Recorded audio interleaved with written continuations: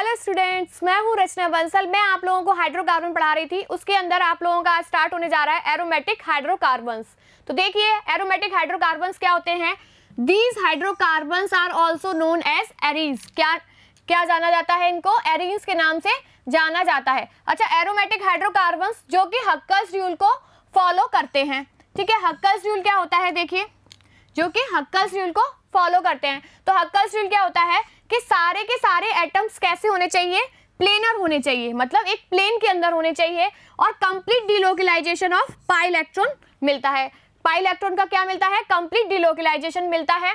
और साथ के साथ इसके अंदर 4n+2 पाई इलेक्ट्रॉन प्रेजेंट होने चाहिए। तो 4n+2 पाई इलेक्ट्रॉन क्या है? जैसे हमारी बेंजीन है, बेंजीन के अंदर n की वैल्यू कितनी है? 1 है। तो देखिए 4 × 1 + 2 कितना आया? कितने पाई इलेक्ट्रॉन होने चाहिए? 6 पाई इलेक्ट्रॉन। अब जैसे इसके अंदर इसके अंदर इस पाई के अंदर कितने इलेक्ट्रॉन है? 2 है ना। इसके अंदर 2 और इसके अंदर भी 2 इलेक्ट्रॉन है। ठीक है, कितने पाई इलेक्ट्रॉन है? 2 pi electron, 2 pi electron, 2 pi electron. तो कितने हो गए? 6 पाई इलेक्ट्रॉन। ठीक है, और सारे के सारे कैसे कार्बन है? sp2 हाइब्रिडाइज्ड है। जितने भी कार्बन है वो कैसे हैं? sp2 हाइब्रिडाइज्ड है। और डिलोकलाइजेशन ऑफ इलेक्ट्रॉन्स मिल रहा है, क्योंकि रेजोनेटिक स्ट्रक्चर से अपन को पता चलता है कि इसके अंदर क्या मिल रहा है? डिलोकलाइजेशन ऑफ पाई इलेक्ट्रॉन मिल रहा है। तो ये कैसे हुई? एरोमेटिक कंपाउंड हुई। ठीक है, अब ऐसे इसके अंदर देखते हैं। इसके अंदर देखा कि ये कितने हैं? 2 पाई इलेक्ट्रॉन कंसीडर करते हैं एक नेगेटिव चार्ज को, और इसके अंदर भी 2 पाई इलेक्ट्रॉन, और इसके अंदर भी 2 पाई इलेक्ट्रॉन। तो कितने हो गए? 6 पाई इलेक्ट्रॉन्स। डिलोकलाइजेशन मिल रहा है इस तरीके से। ठीक है, डिलोकलाइजेशन मिल रहा है। तो प्लेनर स्ट्रक्चर है, सारे के सारे कार्बन कैसे हैं? sp2 हाइब्रिडाइज्ड हैं। तो ये भी कैसा हुआ? Aromatic hydrocarbon. ठीक है, अब इसके अंदर इसमें जो रिंग मिल रही है, इस तरीके की स्ट्रक्चर को क्या बोलते हैं? बेंजीन। इसके अंदर अगर इस तरीके की स्ट्रक्चर मिलती है तो इसको बोलते हैं एरोमेटिक बेंजीनॉइड कंपाउंड, है ना। बेंजीन रिंग मिल रही है। ठीक है, अब इसके अंदर बेंजीन रिंग प्रेजेंट नहीं है। ये एरोमेटिक तो है लेकिन बेंजीनॉइड नहीं है। अब ऐसे ही इसके अंदर देखें, इसके अंदर कितने इलेक्ट्रॉन है? 2 पाई इलेक्ट्रॉन है। अगर हम n की वैल्यू 0 रखते हैं तो कितना आता है? 2 पाई इलेक्ट्रॉन सिस्टम। ठीक है, 2 पाई इलेक्ट्रॉन सिस्टम आता है तो वो कैसा हुआ? एरोमेटिक हुआ। ठीक है, और डिलोकलाइजेशन मिल रहा है इलेक्ट्रॉन्स का। साथ ही साथ सारे के सारे कार्बन कैसे हैं? sp2 हाइब्रिडाइज्ड है। तो ये भी कैसा हुआ? एरोमेटिक कंपाउंड हुआ। ठीक है, नेक्स्ट आप लोगों का आता है एंटी एरोमेटिक कंपाउंड्स। तो एंटी एरोमेटिक कंपाउंड्स वो कंपाउंड्स होते हैं जो कि साइक्लिक होते हैं, कॉन्जुगेटेड होते हैं, प्लेनर स्ट्रक्चर होती है। सारे के सारे कार्बन कैसे हो? sp2 हाइब्रिडाइज्ड हो, और साथ के साथ उसके अंदर 4n पाई इलेक्ट्रॉन प्रेजेंट होते हैं। उसके अंदर तो 4n+2 थे, इसके अंदर 4n पाई इलेक्ट्रॉन प्रेजेंट होते हैं। ठीक है, अब इसके अंदर देखिए, इसका एग्जाम्पल है एंटी एरोमेटिक का। आपने देखा होगा, ये तो मैम ने एरोमेटिक में बना दिया, लेकिन ध्यान से देखते उसके अंदर पॉजिटिव चार्ज था, इसके अंदर नेगेटिव चार्ज है। तो देखिए यहाँ पर 2 पाई इलेक्ट्रॉन है और यहाँ पर भी 2 पाई इलेक्ट्रॉन है। कौन सा सिस्टम हुआ? 4 पाई इलेक्ट्रॉन सिस्टम हुआ।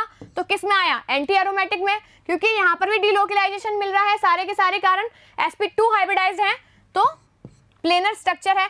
ऐसे इसके अंदर कौन सा सिस्टम है? 4 पाई इलेक्ट्रॉन सिस्टम है, तो ये भी कैसा है? Anti aromatic. अब इसके अंदर भी देखें तो ये पॉजिटिव चार्ज है, sp2 हाइब्रिडाइज्ड तो है ना, डिलोकलाइजेशन भी मिल रहा है, लेकिन 4 पाई इलेक्ट्रॉन सिस्टम है। तो ये कैसा हुआ? एंटी एरोमेटिक कंपाउंड हुआ। अब ऐसे कंपाउंड जो कि एरोमेटिक नहीं होते हैं और एंटी एरोमेटिक नहीं होते हैं, तो कैसे होते हैं? नॉन एरोमेटिक कंपाउंड्स की श्रेणी में आते हैं। तो नॉन एरोमेटिक कंपाउंड देखिए, साइक्लोऑक्टाटेट्राइन। वैसे है तो ये क्या है? एंटी एरोमेटिक कंपाउंड, लेकिन इसमें क्या होता है? डिलोकलाइजेशन ऑफ इलेक्ट्रॉन नहीं मिलता है। डिलोकलाइजेशन ऑफ इलेक्ट्रॉन नहीं मिलता है, इसीलिए ये नॉन एरोमेटिक कंपाउंड में आता है, because it is non planar. और ये कैसा होता है? नॉन प्लेनर होता है। अब ये तो इसकी क्या है? इनकरेक्ट स्ट्रक्चर है, और ये किस शेप में स्टेबल रहता है? टफ शेप के अंदर स्टेबल रहता है। ठीक है, इसके अंदर कितने इलेक्ट्रॉन है? देखिए 2 2 2 2 8 पाई इलेक्ट्रॉन। होना क्या चाहिए? एंटी एरोमेटिक कंपाउंड, लेकिन ये कैसा होता है? डिलोकलाइजेशन ऑफ इलेक्ट्रॉन प्रॉपर नहीं मिलता है, जिसकी वजह से कैसा होता है? नॉन प्लेनर हो जाता है, और नॉन प्लेनर होने की वजह से ये कैसा हो जाएगा?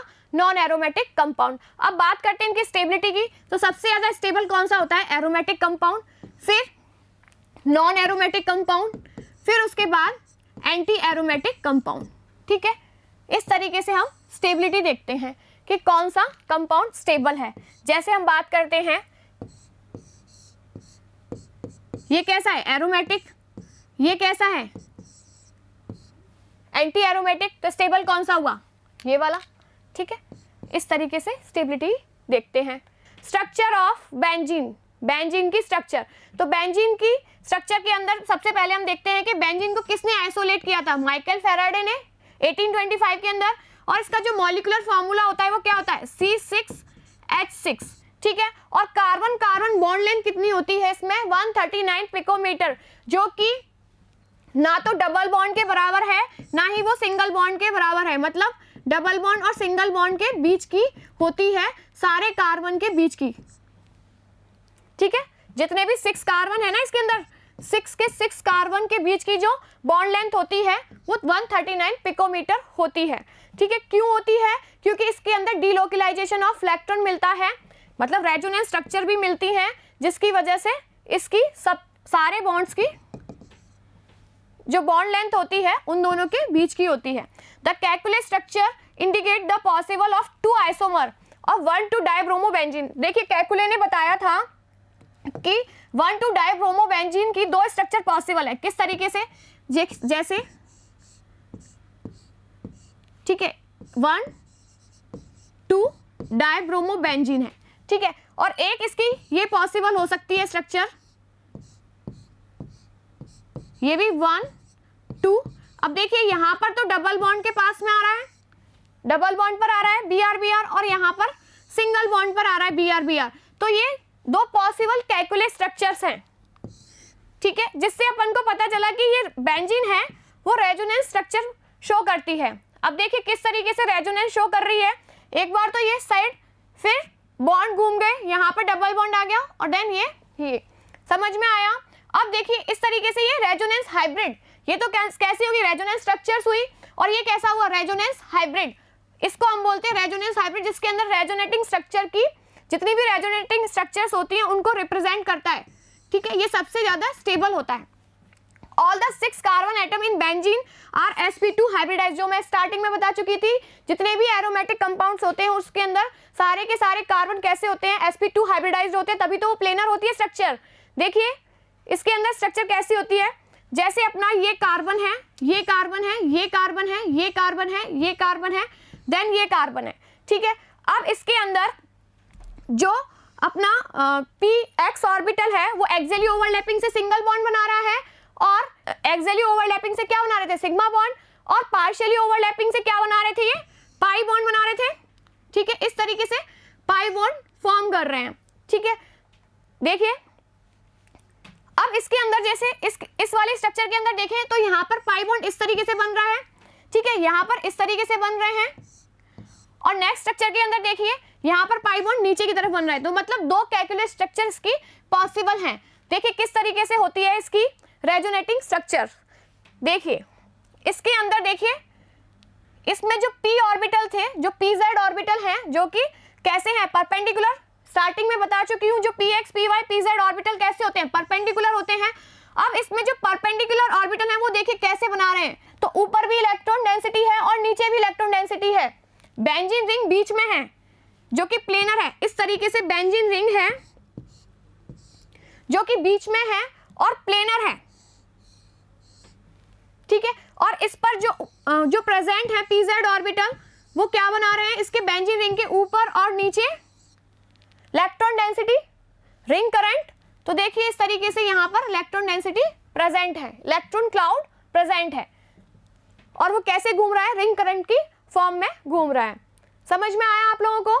नेक्स्ट है आप लोगों का नोमेनक्लेचर ऑफ एरोमेटिक कंपाउंड्स। तो नोमेनक्लेचर के अंदर देखते हैं हम, जैसे ये टॉलुइन है ना, इसका अपन ट्राइवियल नेम सिस्टम के अंदर अपन ने किया तो इसको क्या बोला, टॉलुइन। अगर वैसे देखते हैं तो ये मिथाइल है, और किससे लगा हुआ है, बेंजीन से, तो मिथाइल बेंजीन। ठीक है, नेक्स्ट है अपना जो 1,2 डाइमिथाइल बेंजीन है, इसके आइसोमर्स मिलते हैं, 3 आइसोमर्स मिलते हैं। अगर ये 1,2 पोजीशन पर है, मतलब ऑर्थो अगर यूज करेंगे तो ट्राइवियल सिस्टम के आधार पर हो जाएगा, इसका नाम क्या, ऑर्थोजाइलिन। क्या होगा, ऑर्थोजाइलिन। और अगर ये मेटा पोजीशन पर है तो मेटाजाइलिन, अगर ये पैरा पोजीशन पर है तो ये पैराजाइलिन, तो ये कैसे है, ट्राइवियल सिस्टम नेम हो गए। और ये 1,2 dimethyl benzene, 1,3 dimethyl benzene, 1,4 dimethyl benzene IUPAC के अनुसार नेमिंग हुई। ठीक है, समझ में आया इसका नोमेनक्लेचर।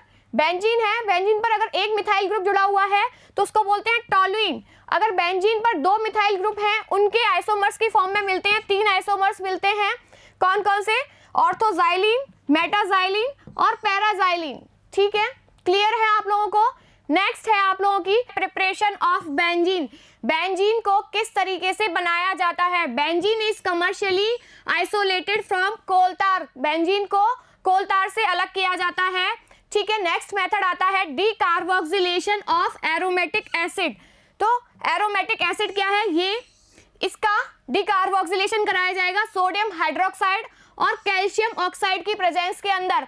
तो क्या बनेगा अपना Na2CO3 की फॉर्म में, CO2 अलग हो जाएगी और हमारे को क्या मिल जाएगी, बेंजीन।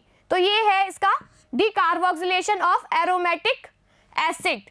नेक्स्ट है इसका फिनॉल के द्वारा, ये क्या है हमारा फिनॉल। जब भी बेंजीन रिंग पर OH ग्रुप जुड़ा हुआ होता है उसको क्या बोलते हैं, फिनॉल। तो फिनॉल के द्वारा हम जिंक की प्रेजेंस में इसका रिडक्शन कराते हैं तो हमें क्या मिल जाती है, बेंजीन, और ZNO की फॉर्म में ये अलग हो जाता है। तीसरा है डीएमिनेशन द्वारा, तो ये क्या है, एनिलीन। बेंजीन पर अगर NH2 ग्रुप जुड़ा हुआ है तो उसको क्या बोलते हैं, एनिलीन। इसको OH ग्रुप जुड़ा हुआ होता है तब क्या बोलते हैं उसको, फिनॉल। बेंजीन पर अगर NH2 ग्रुप जुड़ा हुआ होता है तो उसको बोलते हैं एनिलीन। इसकी अगर हम NaNO2 और प्लस HCl के साथ रिएक्शन कराते हैं तो क्या बनता है, बेंजीन डायजोनियम क्लोराइड। क्या बोलते हैं इसको, बेंजीन डायजोनियम क्लोराइड। अगर इसको एसिडिफाई कराया जाता है किससे, H3PO2 के साथ, तो क्या हो जाता है, ये अलग हो जाता है और अपनी क्या बन जाती है, बेंजीन रिंग। ठीक है, तो डीएमिनेशन के द्वारा भी करा सकते हैं हम और फिनॉल के रिडक्शन के द्वारा भी बेंजीन को बना सकते हैं। साथ में डीकार्बोक्सिलेशन ऑफ एरोमेटिक एसिड के द्वारा भी हम बेंजीन प्रिपेयर कर सकते हैं। नेक्स्ट है फ्रॉम ग्रिग्नार्ड रेजेंट। ग्रिग्नार्ड के नाम पर ही तो इसका नाम रखा गया, ग्रिग्नार्ड रेजेंट। अब देखिए, पहले हम ग्रिग्नार्ड रेजेंट बनाते हैं कैसे, ये एल्किल हैलाइड है, सॉरी ये एरिल हैलाइड है। क्या है ये, एरिल हैलाइड है। इसकी अगर हम मैग्नीशियम के साथ ड्राई ईथर में हम रिएक्शन कराते हैं तब क्या बनता है हमारा, ये सॉल्ट बन जाएगा, कौन सा, एरिल मैग्नीशियम ब्रोमाइड बन जाएगा। और इसको हम हाइड्रोलाइसिस कराएंगे तो MgBrOH अलग हो जाएगा और हाइड्रोजन इधर आ जाएगा, तो इसको बोलते हैं बेंजीन। नेक्स्ट है आप लोगों की समझ में आया, 4 मेथड थे बेंजीन बनाने के। फर्स्ट था डीकार्बोक्सिलेशन, दूसरा था रिडक्शन ऑफ फिनॉल, तीसरा था डीएमिनेशन और चौथा है ग्रिग्नार्ड रेजेंट के द्वारा। ठीक है, अब उसके बाद आप लोगों की आती है इसके अंदर फिजिकल प्रॉपर्टीज, बेंजीन की फिजिकल प्रॉपर्टी।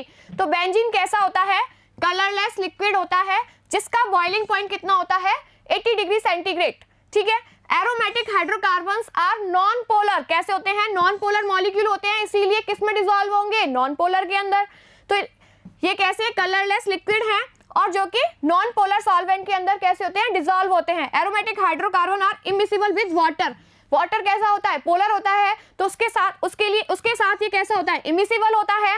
लेकिन और ये जलते कैसे हैं, अगर इनको एरोमेटिक कंपाउंड को स्पैचुला पे रखकर जलाया जाएगा तो कैसे जलेंगे, ये सूटी फ्लेम के द्वारा, मतलब ऐसे जलेंगे जैसे ना ऊपर काला काला आ जाएगा। जैसे आपने कभी कपूर को जलाते हुए देखा होगा, आरती वगैरह करते हैं जब घर में पूजा करते हैं, जब कपूर जलता है तो काला काला गिरने लग जाता है ना, ऊपर से ऊपर जाता है काला काला, फिर गिरने लगता है, तो वही सूटी फ्लेम के द्वारा जलते हैं। नेक्स्ट है आप लोगों की केमिकल प्रॉपर्टीज ऑफ बेंजीन। इसके अंदर जो मेनली अपनी एरीज जो होती हैं, जो रिएक्शन शो करती हैं, वो कौन सी देती हैं, इलेक्ट्रोफिलिक सब्स्टिट्यूशन रिएक्शन। कौन सी रिएक्शन देती हैं, इलेक्ट्रोफिलिक सब्स्टिट्यूशन रिएक्शन। तो इलेक्ट्रोफिलिक सब्स्टिट्यूशन रिएक्शन क्या होगी, इलेक्ट्रोफाइल होगा। इलेक्ट्रोफाइल मतलब E पॉजिटिव, जिसके पास पॉजिटिव चार्ज होगा, मतलब लुईस एसिड जिस पर इलेक्ट्रॉन की कमी थी, जो रो रहा था, वो कौन सा था, इलेक्ट्रोफाइल था। अपन ने स्टार्टिंग में पढ़ चुके हैं अपन। तो इलेक्ट्रोफाइल जो था वो किस पर अटैक करेगा, बेंजीन रिंग पर। क्यों करेगा बेंजीन रिंग पर अटैक, तो देखिए बेंजीन रिंग पर इसीलिए अटैक करेगा, देखिए यहाँ पर बेंजीन रिंग ये है बीच में, ठीक है, और इसके ऊपर इलेक्ट्रॉन अब और नीचे इलेक्ट्रॉन अब मतलब इलेक्ट्रॉन क्लाउड है, आहा मजा आ गया, इलेक्ट्रॉन क्लाउड दिख रहा है किसको, इलेक्ट्रोफाइल को, तो कौन सी रिएक्शन देगा, इलेक्ट्रोफिलिक सब्स्टिट्यूशन रिएक्शन। जिसको इलेक्ट्रॉन डेंसिटी दिख रही है इसको, तो वो क्या करेगा, इलेक्ट्रॉन डेंसिटी देखकर उस पर अटैक करेगा। तो देखिए किस तरीके से करता है, mechanism of electrophile substitution reaction. Electrophile substitution reaction के अंदर पहले अपन इलेक्ट्रोफाइल को जनरेट कर लें, ठीक है। तो इलेक्ट्रोफाइल जनरेट, जैसे एक अपन ने एग्जांपल लिया है, जैसे HNO3 की रिएक्शन किसके साथ कराई जा रही है, H2SO4 के साथ। ये थोड़ा लिखा हुआ ऐसे है, आप लोगों को समझ में नहीं आ रहा है, ये वैसे H2SO4 है, ठीक है, H2SO4, ठीक है, SOO3H, ठीक है, और यहाँ पर H है, तो ये आपस में रिएक्शन करके क्या बना लेगा इस तरीके से, और HSO4 माइनस निकल जाएगा, ठीक है, ये निकल गया। अब H3O पॉजिटिव क्या करेगा, यहाँ से इलेक्ट्रॉन लेगा और यहाँ पर क्या रह जाएगा, NO2 पॉजिटिव, जो कि नाइट्रोनियम आयन है, और इस मिक्सचर को बोलते हैं H2SO4 और HNO3 के मिक्सचर को क्या बोलते हैं, क्या बोलते हैं इस मिक्सचर को, नाइट्रेटिक मिक्सचर, ठीक है। ये है नाइट्रोनियम आयन जनरेट हो गया, मतलब E पॉजिटिव जनरेट हुआ। अब E पॉजिटिव ने किस पर अटैक किया, हमारी बेंजीन रिंग पर, तो यहाँ से अटैक किया, ठीक है। मान लो ये हमारा यहाँ पर डबल बॉन्ड था, है ना, यहाँ पर हाइड्रोजन और यहाँ पर हाइड्रोजन। अब यहाँ पर आया और E पॉजिटिव ने अटैक किया, तो यहाँ से बॉन्ड बनाएगा, तो ये वाले इलेक्ट्रॉन कहाँ जाएंगे, इस साइड, सॉरी यहाँ पर ये वाले इलेक्ट्रॉन अगर ये गए, यहाँ पर इलेक्ट्रॉन आया, तो यहाँ पर क्या आ जाएगा, पॉजिटिव चार्ज, तो ये पॉजिटिव चार्ज आ गया, समझ में आया। ये यहाँ पर जुड़ा तो यहाँ पर पॉजिटिव चार्ज आया, इलेक्ट्रॉन्स यहाँ चले गए, ठीक है। अब ये इलेक्ट्रॉन्स कहाँ जाएंगे, इस साइड, तो यहाँ पॉजिटिव चार्ज, देन ये वाले इलेक्ट्रॉन इस साइड, तो यहाँ पॉजिटिव चार्ज। इस तरीके से डीलोकलाइजेशन मिलेगा हमें किसका, पॉजिटिव चार्ज का, इसको बोलेंगे एरिनियम आयन, ठीक है। इसके अंदर हम देखते हैं फिर प्रोटॉन का डीप्रोटीनेशन हो जाए, क्योंकि ये कैसा है, अनस्टेबल बन रहा है। अब इस पॉजिटिव चार्ज को हटाने के लिए क्या करें, हम डीप्रोटीनेशन करें, तो यहाँ से अपन H को, यहाँ से H को हटा देंगे, तो यहाँ क्या आ जाएगा, H प्लस की फॉर्म में, ये H प्लस की फॉर्म में गया, और यहाँ से इलेक्ट्रॉन यहाँ छोड़कर चला गया। ये H अपने इलेक्ट्रॉन, इस बॉन्ड के इलेक्ट्रॉन यहाँ देकर और खुद H प्लस की फॉर्म में चला गया और HCl की फॉर्म में अलग हो गया और इलेक्ट्रोफाइल आकर जुड़ गया। देखिए ऐसे AlCl4 के अंदर हो रहा है, ऐसे ही HSO4, यहाँ पर HSO4 बन रहा था ना, यहाँ बन रहा था ना, तो ये भी क्या बनेगा, H2SO4, तो ये H2SO4 की फॉर्म में अलग हो जाएगा। कुल मिला के जहाँ पर इलेक्ट्रोफाइल अटैक कर रहा था ना, वहाँ पर इलेक्ट्रोफाइल आकर जुड़ जाएगा, ठीक है, बाकी बेंजीन रिंग बनी रहेगी। अब देखिए इसमें इसके एग्जाम्पल्स हैं, जैसे नाइट्रेशन रिएक्शन। नाइट्रेशन में क्या होगा, NO2 पॉजिटिव, ये नाइट्रेटिक मिक्सचर था ना, बताया था अभी, और इसके लिए कंडीशन क्या है, 323 से लेके 333 केल्विन टेम्परेचर। अब इसके अंदर किसने अटैक किया, NO2 पॉजिटिव में, इलेक्ट्रोफाइल स्पीसीज क्या है, NO2 पॉजिटिव, ठीक है, ये नाइट्रो बेंजीन बन गया। अब हेलोजनेशन के अंदर FeCl3 भी ले सकते हैं, अगर Br जुड़ाना है तो FeBr3 भी ले सकते हैं, और AlCl3 भी ले सकते हैं, और कैसा लेंगे, एनहाइड्रस AlCl3, ठीक है। इसके अंदर अपन ने इसकी रिएक्शन किससे कराई, क्लोरीन से, ठीक है। अगर ब्रोमीन से कराएंगे तो FeBr3 ले लेंगे, तो इसमें क्या बन जाएगा, क्लोरो बेंजीन। वही सेम इसके अंदर Cl पॉजिटिव अटैक करता है। ऐसे ही इसके अंदर SO3 के पास न्यूट्रल होता है, ये न्यूट्रल स्पीसीज पर अटैक करती है, जो कि कैसा है, मैंने बताया था ना, न्यूट्रल इलेक्ट्रोफाइल है। SO3 कैसा है, न्यूट्रल इलेक्ट्रोफाइल है, जो कि हमें किससे मिलता है, फ्यूमिंग सल्फ्यूरिक एसिड से, ठीक है। H2SO4 है, अब यहाँ पर SO3 ने अटैक किया और ये क्या बनाता है, SO3H, बेंजीन सल्फोनिक एसिड, ठीक है। नेक्स्ट है फ्रीडल क्राफ्ट एल्काइलेशन, ठीक है। एक तो आता है फ्रीडल क्राफ्ट एल्काइलेशन, दूसरा है Friedel Crafts acylation. Friedel craft alkylation के अंदर देखिए यहाँ पर CH3 पॉजिटिव जनरेट होगा, ठीक है, CH3 पॉजिटिव जनरेट होगा। अगर इसके अंदर हमारा इस तरीके का CH3 पॉजिटिव जनरेट होता है, ठीक है, ये भी तो हो सकता था, तो ये इस तरीके का होगा, तो इसके अंदर क्या मिलेगा, रीअरेंजमेंट होगा। मान लो यहाँ पर CH2 पॉजिटिव ये वाला है, देखिए इसके अंदर देखिए CH3 CH2 और CH2 इस तरीके का जनरेट होता है। तो इसके अंदर क्या होगा, रीअरेंजमेंट होगा, CH3 और सबसे ज़्यादा स्टेबल जो कार्बोकेटाइन होगा वो आके इस पर जुड़ेगा। ठीक है, तो रीअरेंजमेंट रिएक्शन होती है इसके अंदर, क्योंकि इस पर जो कार्बोकेटाइन जो अटैक करता है वो स्टेबल कार्बोकेटाइन अटैक करता है। तो देखिए इसके अंदर CH3Cl है, तो इसमें तो कोई प्रॉब्लम ही नहीं है, हमें CH3 जोड़ना है तो CH3 अपन ने जोड़ दिया। ऐसे ही C2H5 है, इसके अंदर भी इथाइल बेंजीन बन जाता है। उधर इसका नाम बताइए क्या है, टॉलुइन। ठीक है, एडिशन रिएक्शन ऑफ X2, इसके अंदर देखते हैं Cl2 ऐड करते हैं अल्ट्रावायलेट की प्रेजेंस के अंदर, तब अपना क्या बनता है, बेंजीन हेक्साक्लोराइड। अब इसके अंदर आता है addition of H2। Addition of H2 के अंदर देखिए हाइड्रोजन का एडिशन होता है निकिल की प्रेजेंस में, तो क्या हो जाएगा, सारे डबल बॉन्ड हट जाएंगे, जो CH थे यहाँ पर क्या आ जाएगा, CH2। ठीक है, सारे कार्बन sp3 हाइब्रिडाइज्ड हो जाएंगे। ठीक है, तो ये कैसी होगी, सैचुरेटेड साइक्लोहेक्सेन बन गया। ठीक है, एडिशन ऑफ O3 ओजोन, अगर ओजोन की प्रेजेंस में एडिशन होता है तो अपना क्या बनता है, benzene try ozonide compound form होता है। देख लीजिए बेंजीन ट्राई ओजोनाइड, देखिए ये ओजोन जुड़ा हुआ है और डबल बॉन्ड से इस तरीके से जुड़ा हुआ है। ठीक है, नेक्स्ट है कंबशन ऑफ बेंजीन के अंदर हम देखते हैं कि बेंजीन की रिएक्शन किसके साथ कराई जाए, ऑक्सीजन की प्रेजेंस में, तो हमें क्या मिलेगा, CO2 और H2O। कितने मिलेंगे, 6, तो CO2 मिलेंगे और 3 H2O मिलेंगे। कितने हैं बेंजीन के पास, 6 कार्बन है और 6 ही हाइड्रोजन है, और एक हाइड्रोजन, 2 हाइड्रोजन मिलकर क्या बना रहे हैं, H2, तो 3 H2O मिल जाएंगे। ठीक है, नेक्स्ट है कैटेलाइटिक ऑक्सीडेशन। कैटेलाइटिक ऑक्सीडेशन के अंदर हम देखते हैं कि V2O5, ये क्या है, कैटेलाइस्ट, क्या है, कैटलिस्ट। तो बेंजीन V2O5 की प्रेजेंस में 300 डिग्री सेंटीग्रेड टेम्परेचर पर तो क्या बना रहा है, फिनॉल बनाएगा।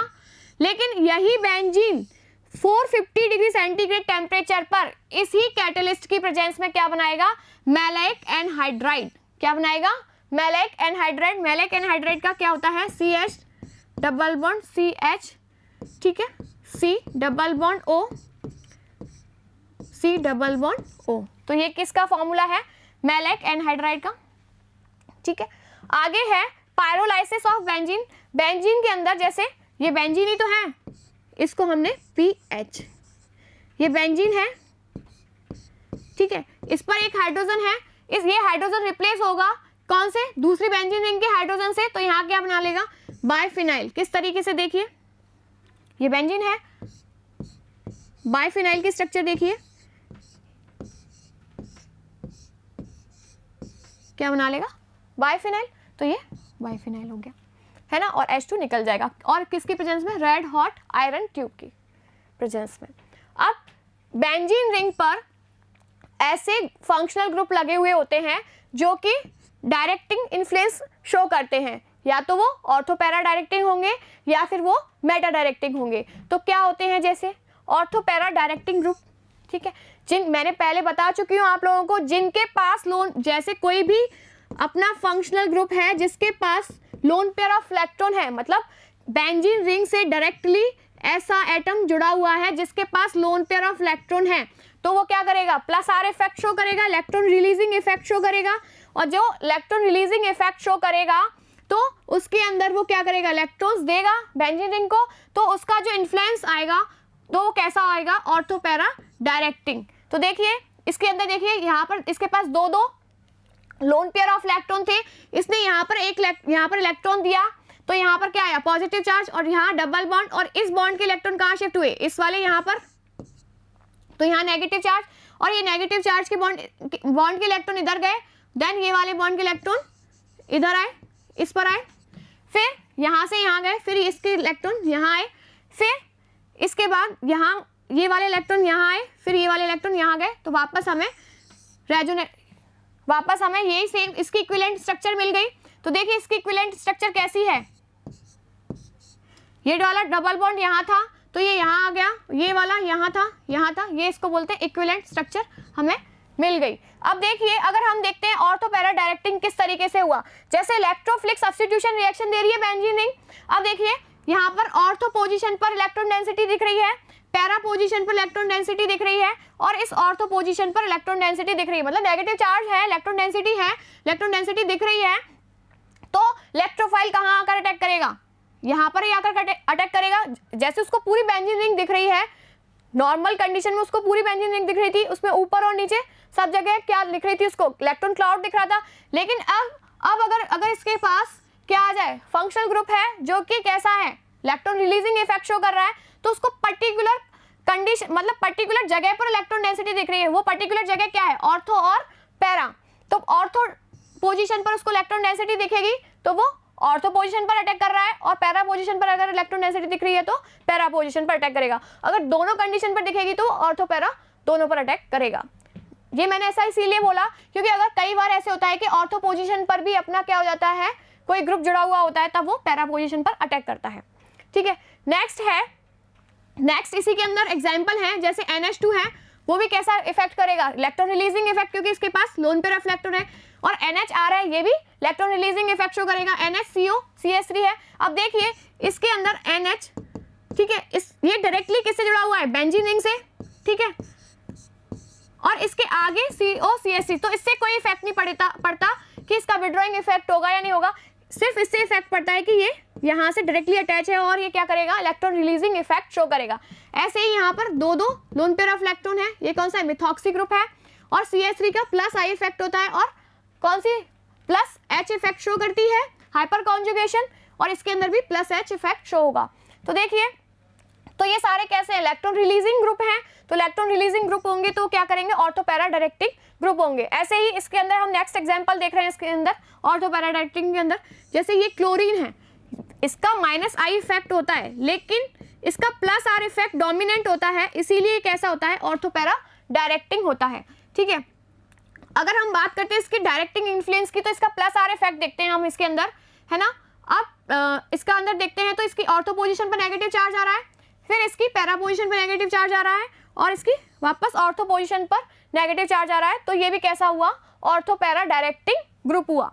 ठीक है, वैसे इसका -I इफेक्ट होता है, -I इफेक्ट की वजह से हम इसकी रिएक्टिविटी देखते हैं, ठीक है, इसकी स्टेबिलिटी देखते हैं, लेकिन ऑर्थो पैरा डायरेक्टिंग इन्फ्लुएंस की बात करते हैं तब अपन इसमें क्या देखते हैं? +R इफेक्ट देखते हैं। नेक्स्ट है आप लोगों का Meta directing group. Meta directing group के अंदर वही जिनके पास डबल बॉन्ड है, जैसे इसके पास डबल बॉन्ड है, ऐसा एटम, ठीक है, ऐसा एटम जिसके जो डायरेक्टली डबल बॉन्ड से जुड़ा हुआ हो, जिसके पास लोन पेयर ऑफ इलेक्ट्रॉन नहीं हो, वो कैसे होंगे? मेटा डायरेक्टिंग ग्रुप होंगे। देखिए NO2 CN CHO, सबके पास वही डबल बॉन्ड है, सबकी स्ट्रक्चर बना के देख लीजिए, वही स्ट्रक्चर होगी। तो ये क्या करेगा? रिंग से इलेक्ट्रॉन लेगा, ठीक है, इलेक्ट्रॉन लेगा तो यहाँ पर ऑर्थो पोजीशन पर क्या आ गया? Positive charge. तो ये पहले से ही कमी है यहाँ इलेक्ट्रॉन की, तो इलेक्ट्रोफाइल आकर क्या करेगा? यहाँ आके कुछ भी नहीं करेगा, इसको कुछ भी नहीं मिलेगा, तो ये क्या करेगा? देखेगा पैरा पोजीशन पे जाऊं क्या, तो पैरा पोजीशन खुद ही रो रही है, उसके पास इलेक्ट्रॉन की कमी है। फिर वापस ऑर्थो पोजीशन पे देखेगा, यहाँ पर भी कुछ नहीं है, यहाँ पर भी इलेक्ट्रॉन की कमी है, तब देखेगा पूरी रिंग को घूर घूर के कि कहाँ मुझे इलेक्ट्रॉन मिलेगा, तो देखिए इलेक्ट्रॉन उसको यहाँ मिलेगा। मतलब जहाँ पर ये तो ऑलरेडी पॉजिटिव चार्ज आ चुका है, क्योंकि इसका कैसा है?